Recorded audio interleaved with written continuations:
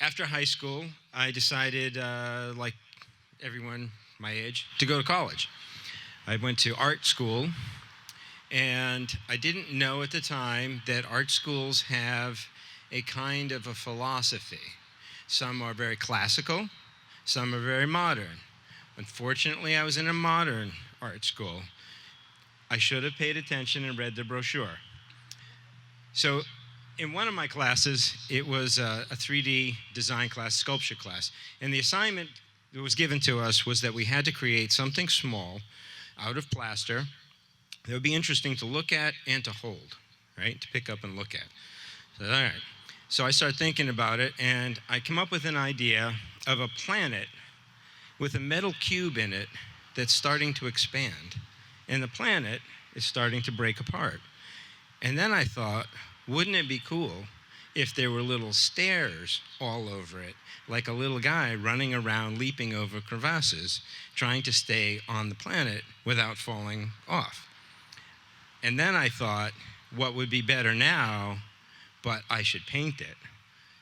I did not know that I had broken many rules at the art school. Everyone else apparently was doing sort of egg-shaped orb sorts of things, and they were all going on about the vibes and all that kind of stuff. And they all hated my planet. My professor hated my planet, but it was hard to do the work on the planet because they wouldn't give it back to me. They were busy looking at it and touching it, which seemed to be the point of the lesson, but what do I know? Anyways, I did not do well on that assignment. I think I got a D or something like that. So several years later, in my fourth college, it's a long educational journey. Let's not judge. I finally got my degrees after 9 colleges and universities. Stick with it, it's all I can say.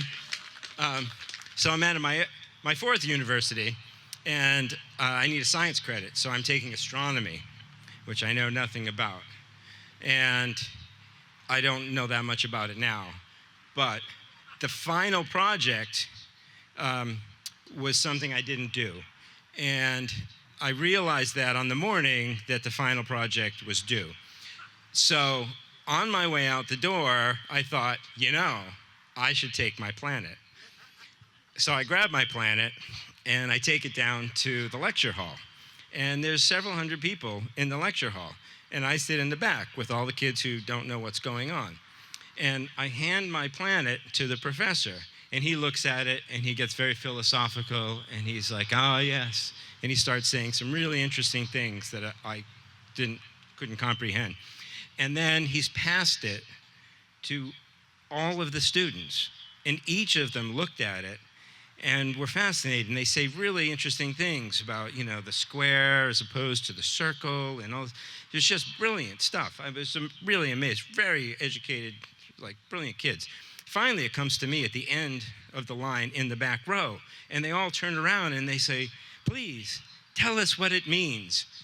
And I was like, I thought it'd be kind of cool if there was a planet and a little guy was on it and he was running around over things. But I got an A in astronomy. So,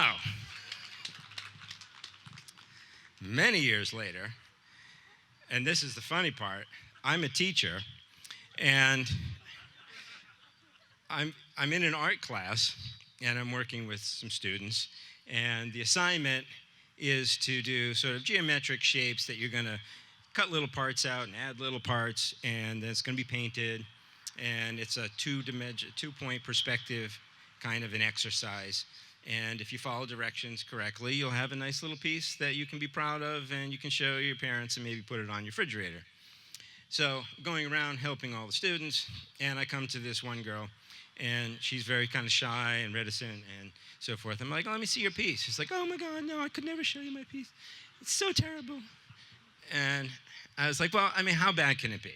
It's like, oh God, it's so terrible. I was like, likely it is, but let's take a look and make sure. So I looked at the piece, and, objectively, it was not good. But as I spent another second looking at it, something dawned on me, and I said, you know what, Anna Pearl? This is an amazing piece of art. She's like, why? I did all this. I was like, no. Yes, you failed miserably at the assignment. We agree. But you didn't do the assignment. You did a self-portrait. And it is beautiful. And it says everything about you. It shows your insecurities. It shows your vulnerabilities. It shows your sensitivities. And she starts crying. And she's like, I can't believe it. It's like you looked inside me. And I was like, no, you did it. You made a self-portrait out of something. And then it suddenly dawned on me. Everything we do is a self-portrait in some way, shape, or form. Right? Everything we create, everything we put on, everything we do, the way we stand, the way we move, it's in some way, it's a self-portrait. And then I started thinking about my cube. And I thought, if that's true about her picture, I wonder if there was something going on with my cube. And then I thought about it. And my cube is a little planet, but inside the planet, there was a steel cube that was expanding and growing. And I kind of felt like that. There's always something inside me that I felt really solid and strong about, but it's covered with insecurities that were crumbling away. And then my little ego was running around the top of the planet trying not to fall off, trying to hold it all together. It kind of reminded me of Eric Clapton's quote that he felt like he was an egomaniac with an inferiority complex. And I was like, yeah, that's it. Without the talent, but that's it. And so here's my planet. And what I have to say to you all is go out and make art. Get to know yourself, okay? Get to know your hopes. Get to know where you're at. Get to know what your fears are. Do your art. Do something creative. Pay attention to yourself. Let yourself speak to yourself. It's really worth the journey. Go make art. Next up is my good friend, Gary.